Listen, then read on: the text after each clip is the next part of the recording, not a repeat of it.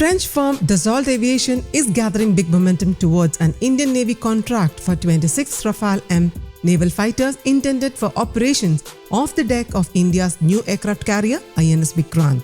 Indian Navy has formally indicated to the Indian Ministry of Defence that the Rafale meets more of its requirements than the only other contender in the fray, Boeing's F/A-18 Super Hornet.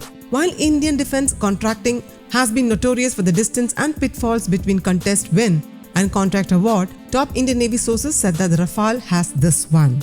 The Rafale moves into pole position a year after the two competing aircraft went through weeks of field tests at the Indian Navy's shore-based test facility in Goa. No formal comment was available from either airframer, but officials at both confirmed that while there had been no communication from the Indian Navy or MOD yet, they had heard about the development. Formal next steps could happen this year.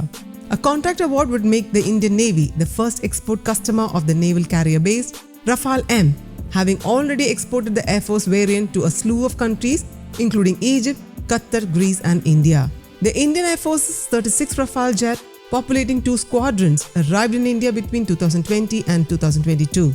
The same variant is a contender in the Indian Air Force's multi-role fighter aircraft contest that seeks to buy and build 114 fighters, a replay of the collapsed MMRCA tender, at the tail end of which the Rafale won out against a slew of competitors including the F/A-18 Super Hornet, Eurofighter Typhoon, F-16 Super Viper, Gripen NG and MiG-35.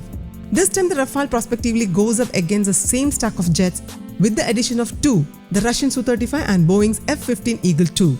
Indications of the Super Hornet being edged out by the Rafale comes after years of headwinds where both competing aircraft have fought to prove compatibility with the Indian Navy's aircraft carriers. It appears that by the end, the Rafale merely proved to be more compatible than the F/A-18, though the finer details of the analysis are unclear. If Dassault Aviation manages to close a deal at hand for 26 Rafales, it will be a stopgap acquisition to give the Indian Navy carrier-based jets to bridge the gap. Availability, performance and maintenance issues are understood to have variously compelled the Indian Navy to put a hard stop to any further considerations of the type despite the substantial sunk cost in infrastructure. News Desk, Kaumudy Global.